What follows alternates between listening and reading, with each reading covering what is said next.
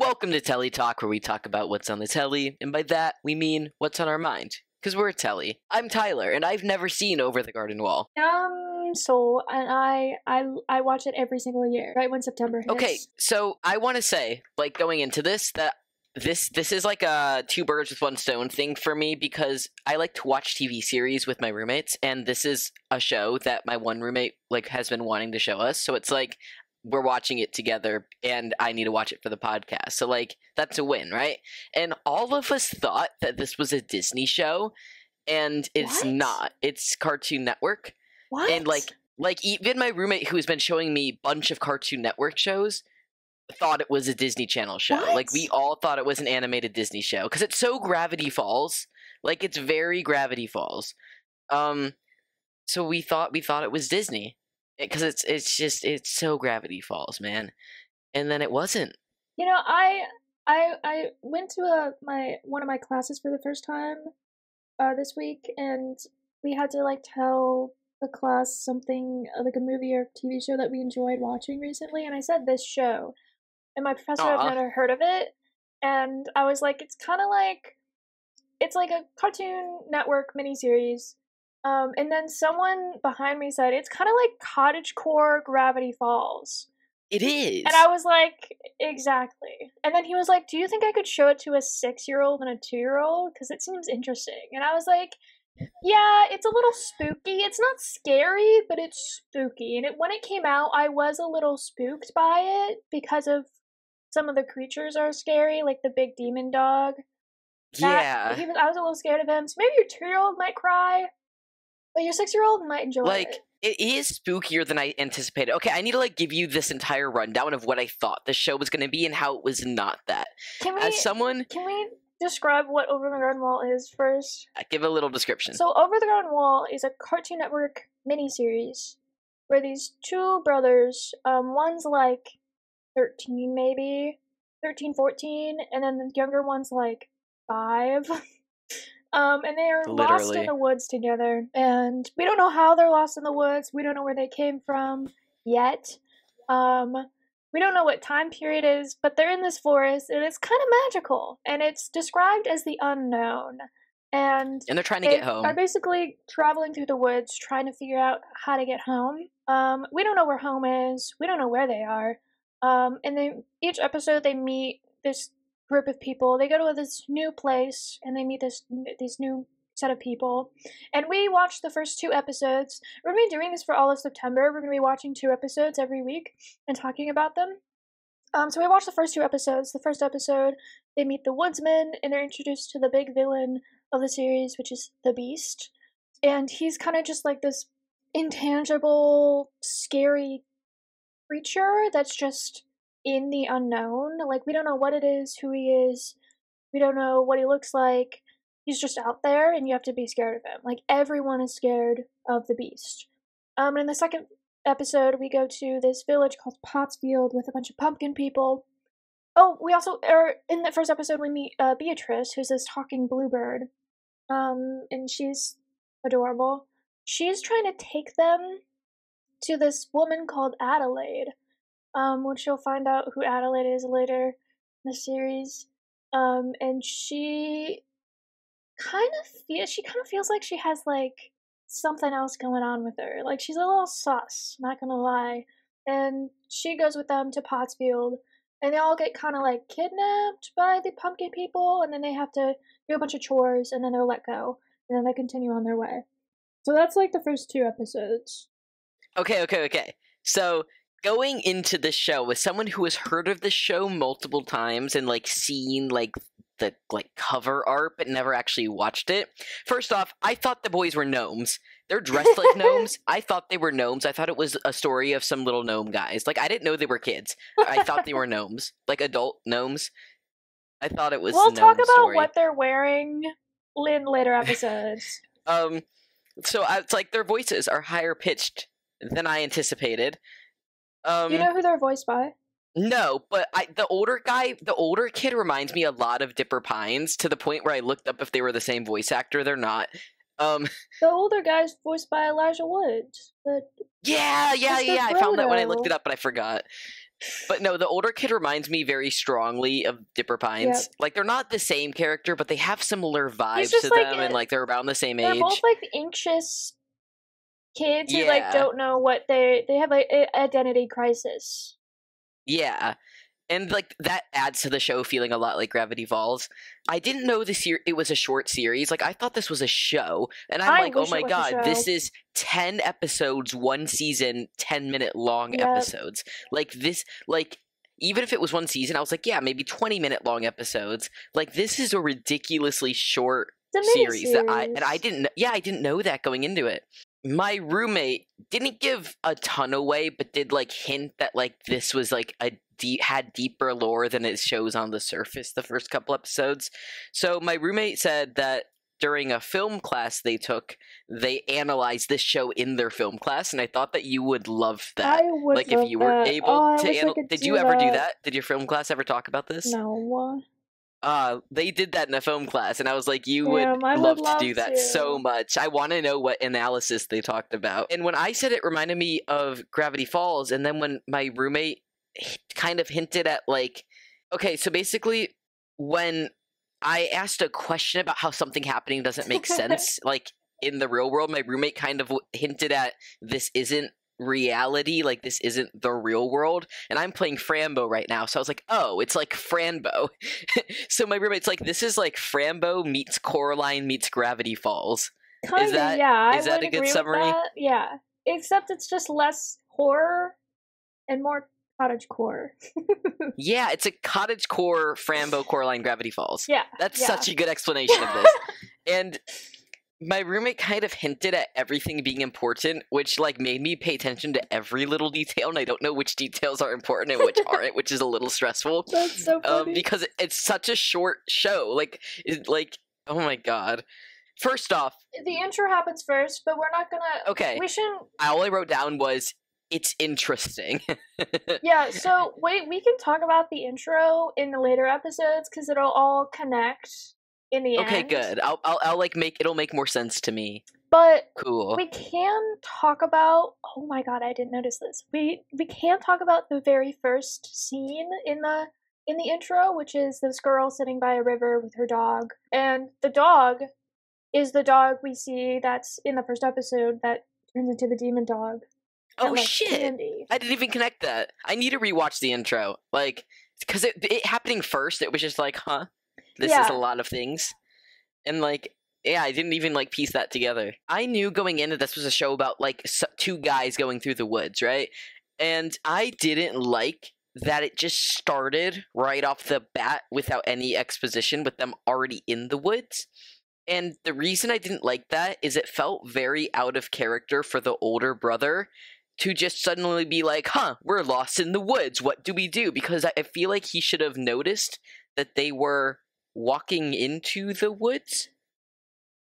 Listen, all the answers to your question are gonna be answered in later episodes. But Okay, like, they I just don't- kind of want to know how they got there without the older brother, like, stopping them, they don't basically.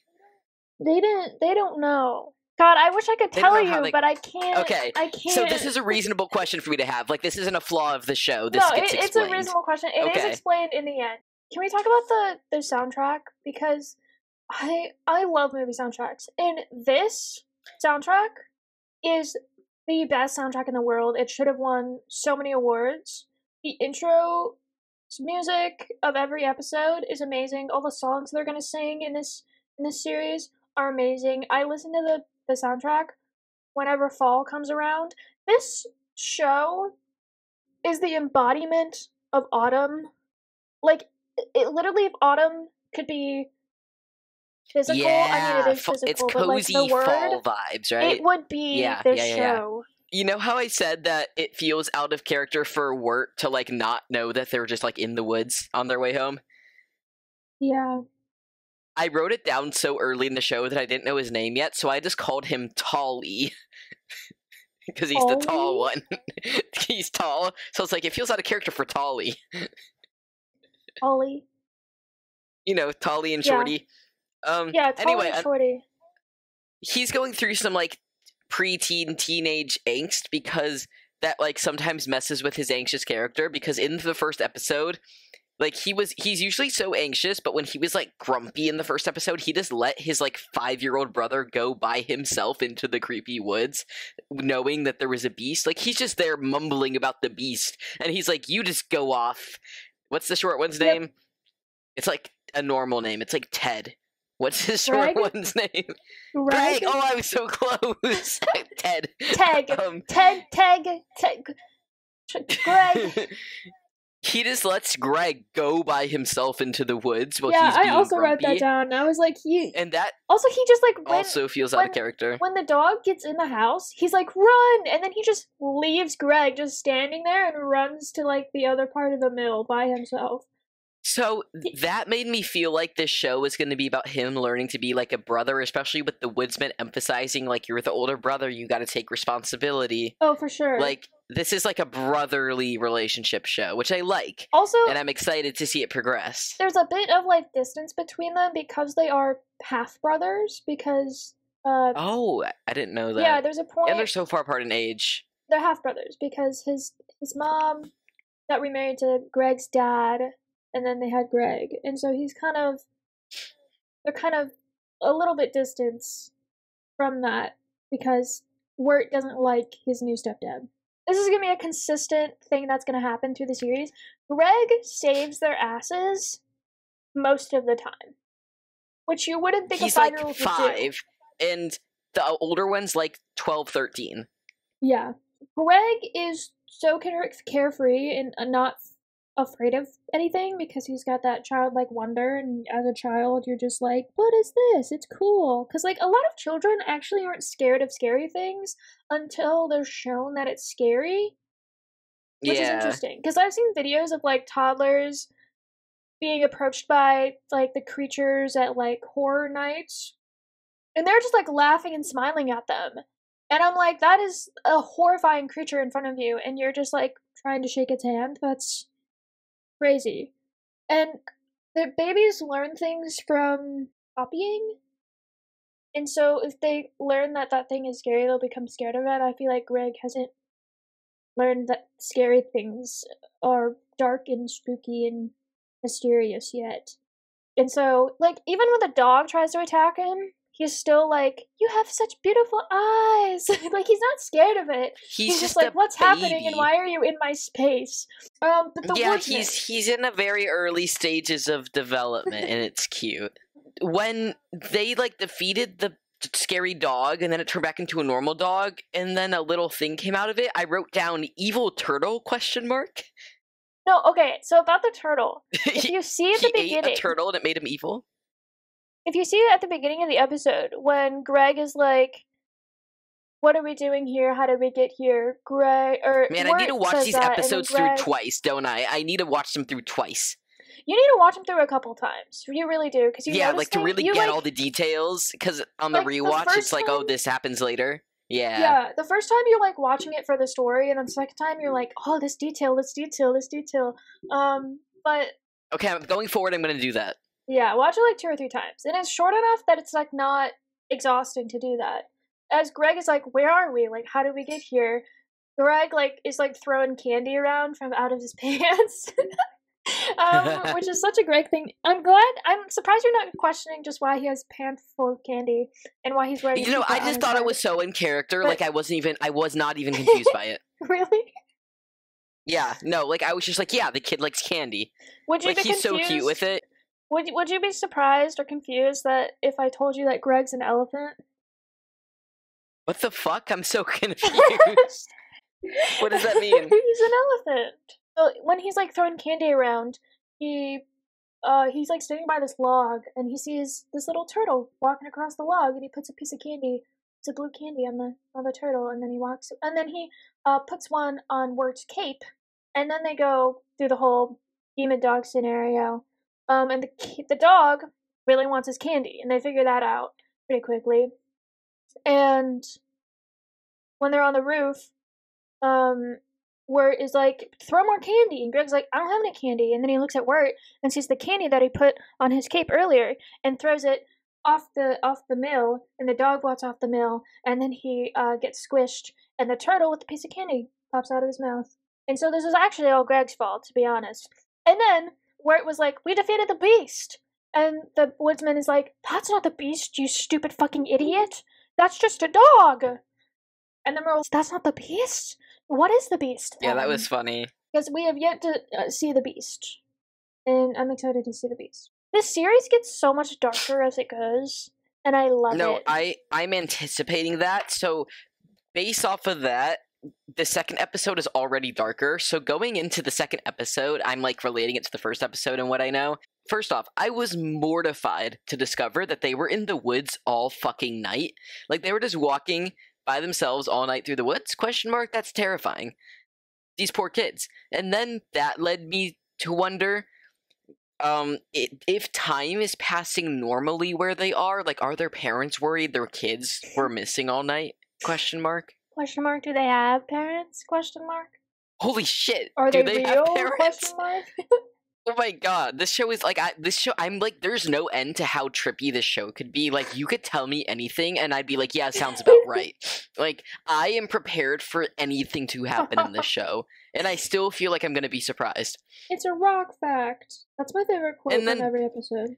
Based on the fact that the dog wasn't the beast, and we know that the beast tries to lure children, like that's what something we learned in the first episode, that the beast tries to lure children, and then the bird is very, very like, come with me, I want to take you somewhere, leave your brother and come with me. So then I was like, is the bird the beast, or like is the person the bird taking them to the beast?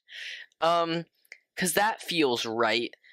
Like, I feel like but maybe that's like a red herring. I don't know. It's Beatrice is definitely sus. Like, she definitely has something else going on with her. But then throughout the second episode, even she had character development. Like, I like that she freed Wirt and like went back to be like, "Are you coming?" Like at the end of the second episode, like she was ready to ditch him early on, and I like that she stayed for him even though she wasn't obligated to. My favorite part of the first episode or the second episode was like, at the beginning where Greg was like, okay, let's try for some small talk. I'm Greg. This is my brother Wirt. And she goes, who cares? I don't care. And Wirt's like, fuck you. I fucking love her. She's so funny. I mean, Greg wouldn't have left Wirt. Like, he would never leave Wirt. Yeah. Speaking of the bird, I kept saying the exact same thing the bird would say like 2 seconds before she said it. Like when the pumpkin people were having them do chores and then they found their skeleton, I said out loud like, oh my god, they're digging their own graves. And then the bird was like, you're digging your own graves. And I thought that was funny. Like, I kept saying the same thing as the bird, which is weird because the bird is very pessimistic and I'm not a very pessimistic person, but I just kept saying the same thing as her because it was like, she's like funny adult character. I have a question for you. What's up? What time period do you think it is? Oh my god, I feel like it should be modern day, but then I just have written down, why are they dressed like gnomes? I thought this was a gnome show. And so, Greg is an elephant? What the fuck? So now I'm like, maybe it's not modern, because nothing is giving modern. I just feel like it is, like, in my heart. But, like, I guess there's no reason to think that. A way to prove that it is modern, in the second episode, Wirt does mention a phone. Like a cell phone. Okay. And he does mention, like a ride home. Or something. So that implies there's cars. Or a vehicle of some type. And that there's phones. Cars. Now, are there telephones or cell phones? Because those are very different time periods. So this could take place from, like... I'm thinking, like, the 70s. This could take place from, like, now... 60s? All the way back to, like, 1900s. I'm thinking, let's say 60s. That's... 60s? I could see that. That's a good guess. I guess it... 40s? Would be near the 60s. Well... I could see 40s, but I'm gonna win with 60s. 60s? Yeah. That's a pretty good guess. That's pretty decent. Because I've read a lot of historical fiction books that take place in the 40s, and I feel like I could see that in them. Yeah. Yeah. I got really excited that there were turkeys in the pumpkin cult. Also, the pumpkin cult was so fucking creepy. I like that and they like, kidnapped them and then made them do physical labor. and then made them dig their own graves. But then they were like, "Yeah, you guys can go." I thought it was so funny. Like, they were just digging up their friends for They're them. like, "Are you sure? Are you sure you don't want to stay here?" And he's like, "No, I gotta go." And he's like, "Okay, you'll be here someday, though." And he's like, "What the fuck does that mean?" I hated that. Yeah, what the fuck did that mean? I hated that when they like said You'll their find out. punishment was just like 3 hours of labor. That Wirt was like, "That's it." You never say that's it. That's an indication that they can do worse to you. Why would you say that out loud? But my favorite bit in the entire show was they said something about Greg staying out of trouble, and it was like he can't stay out of trouble because he's just like always in trouble. And I don't remember the exact joke, but I thought it was funny that Greg is just always in trouble and can't stay out of it. I don't remember that either, but that's funny. Like, he's just always doing something. Like, it's just like, oh, he's in a bush talking to a bird. Yeah. Like, why are you talking to a bush? Bro has no fear. I just have some lore about the show itself. Okay, hit me with it. I'm excited. Actually, this lore is about the second episode. So the town in the second episode, it's called Pottsfield. And I got this from a video essay. I watched like 3 different video essays. Apparently, there's a thing called Pottersfield, where a Potter's Field is essentially a huge field where they bury poor people. So it's like a massive grave where they bury like peasants in a giant field. And I guess that does fertilize the field. And so that's no, I actually have heard of that. Where they bury their people by the field, and then they dig them up and they're pumpkin people. So the entire the town is a potter's field. Fuck yeah! Holy shit! All I want to say is that the creators knew what they were doing when they were writing this. Like, every single detail has something related to it. Like, they knew what they were doing when they made this show. Also, the show has like the classic story engine of 2 kids get lost in the woods and try and find their way out, which is like a classic traditional old fairy tale story like engine. Hansel and Gretel, right? Yeah, classic fairy tale. And this miniseries is like very traditional, very aesthetic, very autumn, very fairy tale, very vintage. Yeah. It's it kind of gives like vintage postcard vibes. It is very fairy tale. Like, that's part of the cottagecore, right? Because there's like a woodsman, and like there's just like 2 old timey, like they're dressed kind of like old timey. Yeah, it is very fairy tale, and that's part of why it's kind of dark, I suppose. Yeah, because old fairy tales are dark. It's like, what are those 2 brothers' named? The Grimm brothers. The Brothers Grimm, yeah. The Grimm brothers. They would have totally written this. They would have loved this. If they were alive today, they would have loved Over the Garden Wall. Yeah. Did they get to the woods by climbing over a garden wall? Like, what is the title of the show? I always imagined they climbed over a garden wall, like, literally, to get into the woods. Garden! It's a struggle only watching 2 episodes a week, because I just want to watch the entire thing, but I really have to focus on 2 episodes at once, so I can really get into it. What's your favorite character? Right now it's Wirt. I love Dipper Pines. He has the vibes. I like Greg. I love Greg so much. He's so cute. He's like my favorite character. Nothing can make me hate Greg. Greg just really just loves his brother, and I didn't like the bird at first. By the end of the episode, I did like the bird, but she's suspicious. Interesting. But I enjoy her. I want her to be good, and I'm worried she's bad. Besides the 2 brothers, who was your favorite character? The bird. Bird? / suspicious. Bird? I like bird / suspicious. Suspicious bird. That's my tone tag. Yeah. With suspicion, the bird. / sus. I liked what's his name? Wirt 2, the frog. I loved Greg naming him Wirt. At the beginning, he's just like naming him Kitty, and I was like, "What do you mean your frog's name is Kitty?" Kitty reminded me of Monsters Inc., and it was really cute. Me too. I like in the beginning of the first episode where he's just like, it starts off by him like listing a bunch of names, and he's just like Thomas, Tommy, Tambourine, Piddle, Piss. I'm like, what? And he's like, those are the worst names you can name a frog. But the worst of all, I forget what he said. What do you think about the rock? What rock? Do you not have any questions about why he's carrying a rock with a face on it? No, I just thought that was normal. You really just think everything that Greg has is normal, but actually, it's not. I thought that Greg is just like a goofy kid, so it's just like, yeah, he has a frog and a rock and candy because he's a goofy kid. But apparently, actually, Greg like, is the we're just introduced to this kid, and it's like, yeah, that's his character. Truly. But apparently, there's more. God, the intro is so good. Apparently, I'm missing something. You could tell the whole story. Salami, Giggly, Jumpy, Tom, Thomas, Tambourine, Lakeface, Colin, Artichoke, Penguin, Pete, Steve. But I think the worst name of all for this frog is... Oh, he doesn't even say it! I didn't remember because it didn't exist. So, anyways, what would you rate these first two episodes? Funny. A real nice 4 stars. I enjoyed them. It was cozy. It wasn't like the best thing I've ever seen, but like I'm interested and I want to watch more, and I liked it a lot. For sure. I'd give them both. I feel like every week I'm gonna up it by like 0.2 stars. But I'll give them like 4.2 for sure. Awesome. 4.2, 4.4, 4.6, 4.8. 5 stars. 5 stars. 5 stars. I love this series. You're gonna love this series. And I'm so excited. You watching this.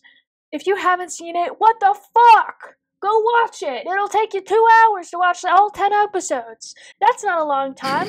You sat through Oppenheimer and Barbie. Those are longer than this.